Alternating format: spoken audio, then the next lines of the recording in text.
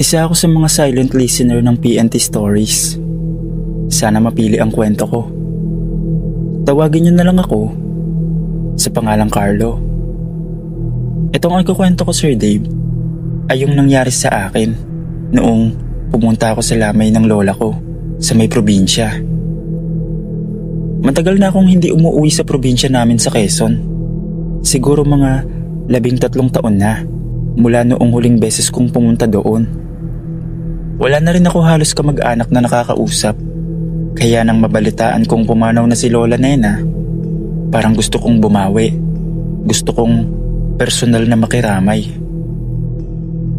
Ang problema lang, hindi ko na matandaan yung eksaktong lugar.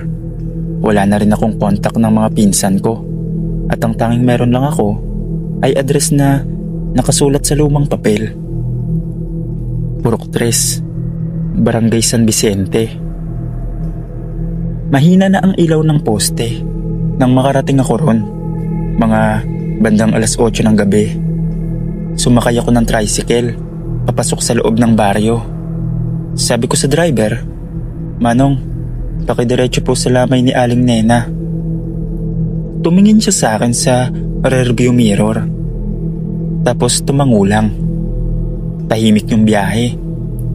Puro palayan at kakahuyan sa gilid ng kalsada. Hanggang sa bigla na lang niyang sinabing, "Diyan na ho kayo, yung bahay na may puting tolda." Pagbaba ko, nakita ko yung tolda. Maraming kandila at mga taong nakaitim. Naisip ko, ito na nga siguro yun.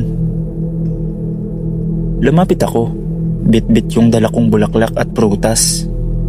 Pero habang papasok ako, napansin kong tahimik yung mga tao.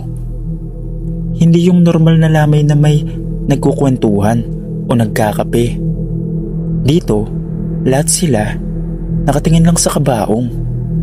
Walang bumabate, walang kumikibo. Nilapitan ko yung isang babae sa tabi. Sabi ko, "Ate, kay Aling Nena po ba to?" Ngumiti siya, pero yung ngiti niya parang pilit. At sabi niya, "Oo, dito ka na lang muna, iho. Dumating ka rin pala." Medyo nagtataka ako kasi parang kilala niya ako, pero hindi ko naman siya matandaan. Nilapag ko yung bulaklak at nang lumapit ako sa kabaong, doon ako kinilabutan.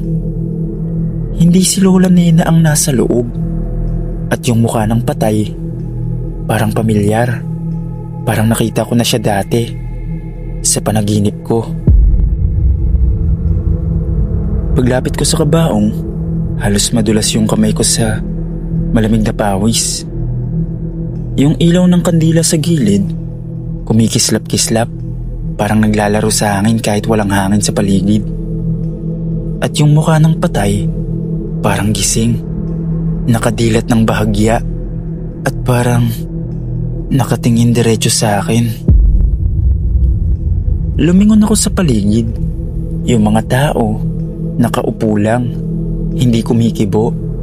Tapos napansin ko, pare-pareho sila ng suot. Luma, parang mga damit noong dekada 80.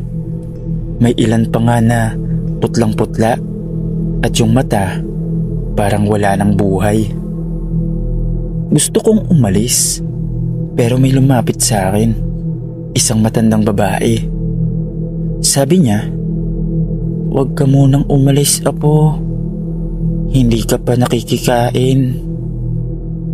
Yumuko siya, tapos inilapit sa akin yung plato ng pansit at tinapay. Pero nung inabot ko, napansin ko yung kamay niya, malamig at namumutla rin. At may amoy na parang bulok na bulaklak. Hindi ko na tinanggap. Sabi ko, "Pasensya na po, Lola. Nagmamadali po ako. Nagkamali po yata ako ng lamay." Hindi pa ako tapos magsalita nang biglang nagsabay-sabay na umiyak yung mga tao sa paligid. Kasabay nun, nagsara ang kortina sa loob ng tolda. kahit walang hangin. Yung kabaong gumalaw. Narinig ko yung kahon na parang nagkikiskisan. Tapos sumunod yung tunog ng kuko sa kahoy. Parang may kumakaskas mula sa loob ng kabaong. Hindi ko na kinaya. Tumakbo ako palabas. Pero pagtingin ko sa labas ng tolda, ibang kalsada na yung nasa harap ko. Hindi na yung dinaanan kong sementadong daan, kundi madamong sementeryo at may mga krus na nakatirik. Sumigaw ako, pero walang lumalabas na boses. Hanggang sa may lumapit sa akin na lalaki, nakaitim, may bitbit na lampara. Sabi niya, "Hindi dito ang hanap mo, iho. Sa kabilang baryo ka pupunta. Hindi mo ba napansin? Patay lahat ng mga nandito." Paglingon ko ulit sa likod, wala na yung tolda. Wala na yung lamay. Tahimik na sementeryo na lang. Pag alis ko ron, sumakay ako sa unang tricycle na dumaan. Sabi ng driver, "Ay, doon ka pala napunta. Matagal nang abandonado yung lugar na yun. Wala na rin naglilibing dyan." Pagdating ko sa kabilang baryo, doon ko lang nahanap ang totoong lamay ni Lola Nena. May mga kamag-anak na nagtatawanan at nagkukwentuhan. At ang address ay halos kapareho lang ng una. Hanggang ngayon, hindi ko pa rin alam kung paano ako nakapasok sa lugar na yun. Pero hindi ko na inisip, Sir Dave, kasi matapos naman malibing si Lola, umuwi na ako sa amin at hindi na bumalik sa lugar na yun kahit kailan. Hanggang dito na lang po ang kwento ko. Sana mapili at mapasama sa mga stories nyo sa YouTube. Hanggang dito na lang po. Salamat.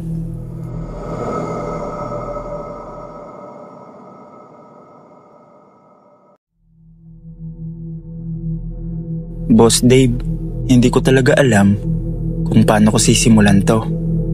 Pero hanggang ngayon, nanginginig pa rin ako sa nangyari sa akin noong gabing yon. Akala ko, simpleng delivery lang. Pero parang bangungot yung pinasok ko. Ako nga pala si Leo, isang grab rider. Gabi na nun, mag-aalas 10:30 at medyo mahina na yung biyahe. Biglang may pumasok na order sa app. Pagkain. Ang address, Sitio San Roque. Medyo madilim na yung daan papunta ron. Pero sabi ko, okay lang. Sayang din yung kita. Habang nagmamaneho ako, pansin kong mahina na yung ilaw ng mga poste at bihira na ang dumadaan. Tinignan ko yung app at sabi ng mapa, 200 meters ahead. Pero parang ang layo-layo pa rin. Tapos, sa hindi ko alam na dahilan, nag-offline bigla yung GPS ko. Nawalan ako ng signal, kaya huminto muna ako sa may kanto kung saan may matandang lalaki na nakaupo sa harap ng tindahan. Sabi ko, "Tayo pwede magtanong, saan po yung bahay ni Ernesto?" Ngumiti lang siya, tapos itinuro niya yung makipot na daan sa gilid ng malaking puno ng mangga. Sabi pa niya, "Doon ka lang dumiretso, iho. Huwag kang liliko kahit may makita kang ibang daan." Medyo kinilabutan ako kasi kakaiba yung boses niya. Pero nagpasalamat pa rin ako at umalis na. Habang umaandar ako, napansin kong walang ibang bahay sa paligid. Madilim at tanging ilaw lang ng motor ko ang nagsisilbing gabay. Pagdating ko sa dulo ng daan, may isang bahay na maraming tao, may tolda at may mga kandila. Sabi ko sa sarili ko, ay, may lamay siguro. At ayon sa mapa, ayun yung mismong address sa mismong bahay na may lamay. Bumaba ako, bitbit yung pagkain at lumapit sa gate. May lumapit na babae, umiiyak pa yata. Sabi ko, "Ma'am, delivery po kay Ernesto." Biglang nanlaki ang mata niya. Sabi niya, "Ano? Si Tatay Ernesto? Paano siya magkaka-order? Siya yung pinaglalamayan namin." Hindi ko alam kung ano ang iisipin ko nang sabihin ng babae na yung umorder ng pagkain ay yung tatay niya mismo. Parang nanlamig yung buong katawan ko. Tumingin ako sa kabaong at doon sa loob, nakita ko yung mukha ng matandang tinanungan ko kanina sa kanto. Yung parehong ngiti na parang may tinatagong sikreto. Walang duda, siya yun. Yung lalaking pinagtanungan ko sa kanto, siya rin yung pinaglalamayan at siya rin yung mismong umorder. Biglang may malamig na hangin na dumaan. Yung mga kandila sa paligid ng kabaong sabay-sabay na kumurap at halos mamatay ang apoy. Narinig ko pa yung mga tao sa lamay na nagbubulungan. Parang lumamig bigla, no? Parang may dumating. Gusto ko sanang iwan yung pagkain at umalis na lang. Pero bago pa ako makagalaw, tumunog ulit yung phone ko. Nakita ko yung notification, order received, at ang pangalan ng sender, Ernesto. Doon na ako natakot ng sobra. Wala naman akong signal. Paano may pumasok na message? Tumingin ulit ako sa kabaong at sa isang iglap, parang gumalaw yung labi ng bangkay. Parang may gustong sabihin. Napaatras ako. Muntik ko nang mabitawan yung pagkain. Yung babaeng nakausap ko, nagulat din. "Kuya, nakita mo rin ba yun?" Hindi na ako sumagot. Tumalikod ako agad at tumakbo papunta sa motor ko. Habang umaandar ako paalis, napansin ko yung likod sa side mirror. May isang anino ng matanda sa gilid ng kalsada, nakatayo lang, nakatingin sa direksyon ko. Pagdating ko sa highway, tsaka lang bumalik yung signal. Pagbukas ko ng app, wala sa history ko yung order. Pero ito yung isa sa mga nakakatindig balahibo. Kinabukasan, tumawag yung isa kong kasamahan sa Grab. Sabi niya, "Pre, may balita ka ba sa sitio San Roque kagabi? May rider daw na nag-deliver ng pagkain sa lamay noong Ernesto. Pero sabi ng pamilya, wala naman daw dumating na rider." Hindi na ako sumagot kasi alam ko, ako yung rider na tinutukoy nila. Sa ngayon, Sir Dave, hindi na ako nagdi-deliver sa gabi. Mas pinili ko na lang mag-deliver sa umaga. At least yun, mas ligtas, maliwanag. Hanggang dito na lang po. Salamat na agad kung mapili ang kwento ko.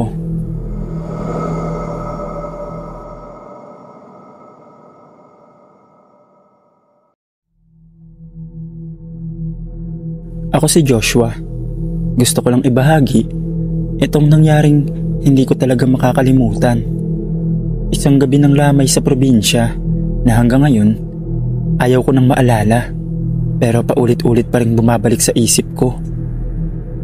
Noong isang gabi, pumanaw ang pinsan naming si Ate Minda, isa sa mga matandang nakatira sa dulo ng baryo. Dahil sa Maynila ako lumaki, bihira lang ako umuwi sa probinsya namin sa Quezon. Pero dahil malapit kami nun kay Ate Minda, nagpasya akong umuwi para makiramay. Pagdating ko sa baryo, napansin ko agad ang kakaibang katahimikan. Wala na ang mga batang naglalaro sa kalsada at kahit mga aso, tahimik lang sa tabi. Ang tanging maririnig mo lang ay hampas ng hangin sa mga dahon at langit-ngit ng mga kahoy na poste. Ang lamay ay ginanap sa lumang bahay ni Ate Minda. Isang bahay na yari sa kahoy. May malalaking bintanang kahoy na halos hindi na maisara. Sa labas pa lang, ramdam mo na yung bigat ng paligid. May mga kandilang nakasindi sa bawat gilid ng kabaong at sa pagitan ng mga dasal ng mga nakikidalamhati, maririnig mo paminsan-minsan ang tila mahina pero paulit-ulit na pag-ihip ng hangin. Habang nag-aabot ako ng pagkain sa mga bisita, napansin ko ang isang matandang babae na nakaupo sa pinakang gilid ng lamay. Hindi ko siya kilala, pero nakasuot siya ng itim na belo at buong gabi, hindi siya umiimik. Tinitigan ko siya sandali, pero parang wala siyang reaksyon. Parang hindi niya ako nakikita. "Joshua, huwag kang masyadong tititig." Bulong sa akin ang pinsan kong si Carlo. "Baka mapaglaruan ka." "Ha? Anong ibig mong sabihin?" Basta, mamaya na lang. Huwag ka na maging curious." Bandang 12:00 ng gabi, unti-unti nang nag-uwian ng mga tao. Naiwan ako at ilang mga kamag-anak na nagbabantay ng kabaong. Sa labas, napansin kong lumakas ang hangin. Yung mga kandila, isa-isang namatay, pero walang hangin sa loob. Doon ko napansin yung matandang babae na kanina'y nakaupo sa gilid. Wala na sa pwesto niya, pero sa salamin sa tabi ng kabaong, parang may nakasilip na anino sa likod namin. Hindi ko alam kung imahinasyon lang yun o may kasama talaga kami sa lamay na hindi dapat nandoon. Hindi ko talaga alam kung anong nakikita ko sa salamin, pero sigurado akong may nakita akong anino sa likod namin. "Carlo, may tao sa likod." Mahina kong sabi habang nakatitig pa rin ako. Nilingon niya ako, sabay tingin sa salamin, pero wala siyang nakita. "Wala naman ah, antok ka lang siguro." Pero alam kong hindi ako nagkakamali. Yung salamin, lumabo. Parang may humihinga sa mismong harap nito kahit walang tao ron. Biglang bumagsak ang isa sa mga kandila sa sahig. Nagkatinginan kaming lahat. Isa sa mga tita namin agad lumapit para ayusin. Pero bago niya pa mapulot, may narinig kaming mahina pero malinaw na boses mula sa likod ng kabaong. "Ang lamig, bakit niyo ako iniwan sa labas?" Lahat kami nagkatinginan. Parang tumigil ang hangin. Yung mga kandila sabay-sabay nagliyab ng mas malakas. Parang may dumaan na hangin, pero hindi mo maramdaman sa balat. "Joshua, huwag kang lilingon," sabi ni Carlo ng mahina. Pero napalingon pa rin ako at doon ko siya nakita. Yung matandang babae na kanina nakaupo sa gilid, nakatayo na ngayon sa tabi ng kabaong. Nakatingin siya diretso sa ilalim ng kanyang belo. Pero hindi yun ang nakakatakot. Ang mukha niya ay unti-unting nabubulok. Hindi pa siya nakakapagpahinga. May hindi pa siya nakukuha.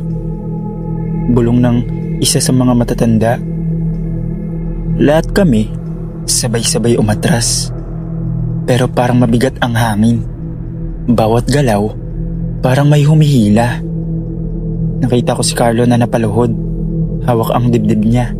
At naririnig kong parang may humahagik-gik sa mismong tabi niya. Maya-maya, nag-umpisa ng magdasal ang isa sa mga tita ko ng malakas. Pero sa bawat salitang binibigkas niya, yung matanda sa tabi ng kabaong, mas lalo lang lumalapit. Hanggang sa umabot siya sa harapan ng salamin. At sa mismong salamin, hindi na siya matanda. Ang nakita ko ron ay si Ate Minda, nakangiti. Nang sumunod na segundo, namatay lahat ng ilaw ng kandila at biglang tumahimik. Nawalan din ako ng malay. Tapos pagkatapos nun, umaga na. Lahat daw nakaidlip, sabay-sabay. Nakakapagtaka, pero nung tinignan namin ang kabaong, may bakas ng kamay sa salamin ng takip nito. Parang may humawak mula sa loob. Pagkatapos ng lamay, sunod-sunod na nagkasakit ang 3 kamag-anak namin na kasama sa pagbabantay. Si Carlo, hindi na bumalik sa baryo. Ako naman, tuwing napapadaan ako sa salamin sa bahay, minsan, parang may nakasilip na nakaitim sa gilid, nakatingin lang. Sabi ng mga matatanda, kapag may lamay, huwag kang tititig sa salamin. Hindi mo alam kung sino ang tititig pabalik. Hanggang dito na lang po, Sir Dave. Maraming salamat po.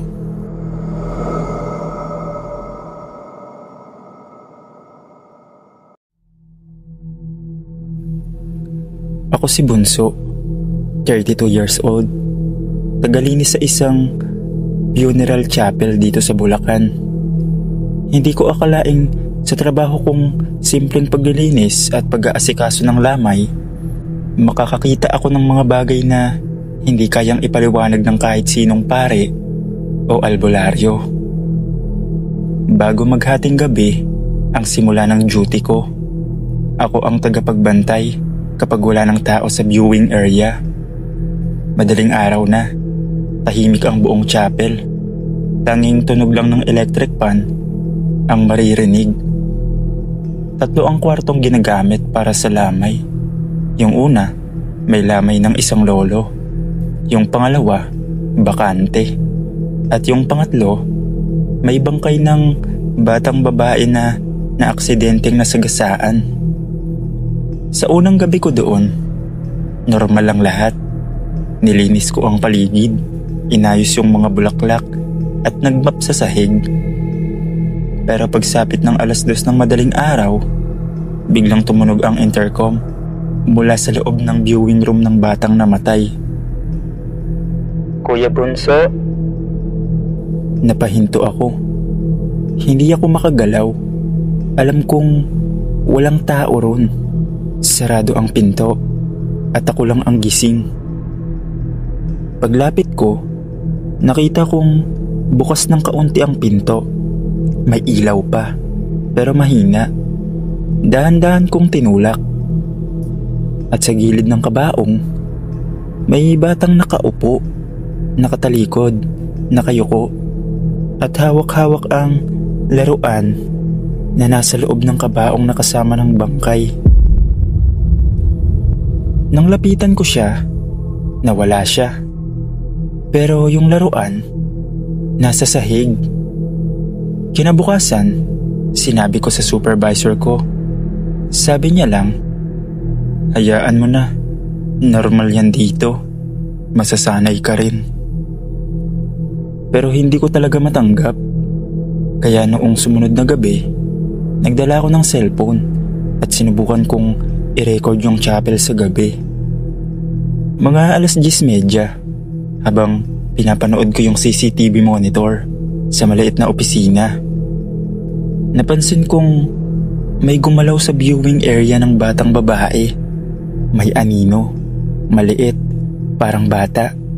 Tumatakbo pa ikot sa kabaong at minsan humihinto at nakatingin diretso sa kamera. Biglang nawala ang ilaw. Tumigil ang lahat ng electric fan. Nang bumalik ang kuryente, may amoy ng bulok na bulaklak at kandila. Pagtingin ko sa salamin sa harap ko, may kamay na dumidikit sa likod ko. Puti, malamig at maliit. Parang kamay ng bata. Tumakbo ako palabas ng chapel. Pero paglabas ko, may kabaong na bukas ang takip. Hindi yung sa batang babae, yung bakanting viewing room na wala dapat laman. Sa loob, may nakahigang katawan na kulay abo. Walang mata, pero nakangiti. At may narinig akong boses sa tenga ko. "Salamat, Kuya Bunso. Nilinis mo ako." Pagmulat ko, nasa labas na ako ng chapel, hawak-hawak ng mga kasamahan ko. Sabi nila, nakita raw nila akong nakahandusay sa sahig sa harap ng bakanting viewing room. Nawala ng malay. Pero ang mas nakakakilabot, sabi ng supervisor, may mga yapak ng bata sa loob ng kwarto kahit wala naman silang inilagak na bangkay doon. Sa ngayon, Sir Dave, nagtatrabaho pa rin naman ako dito sa chapel. Pero simula noon, hindi ko na ulit naramdaman yung nagparamdam sa akin nung gabing yon. Hanggang dito na lang po. Salamat po.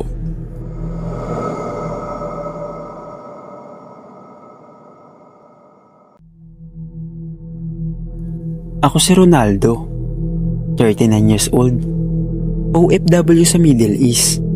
Tuwing 2 taon lang ako nakakauwi sa Pilipinas, kaya tuwing bakasyon, sinusulit ko na ang oras sa pamilya at ilang matagal ng kaibigan.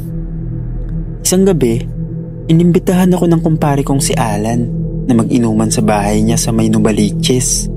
Dahil matagal ko na siyang hindi nakikita, umayag ako. Medyo malayo ang bahay niya mula sa amin at para makarating, kailangan kong dumaan sa isang shortcut na sabi niya mas mabilis daw.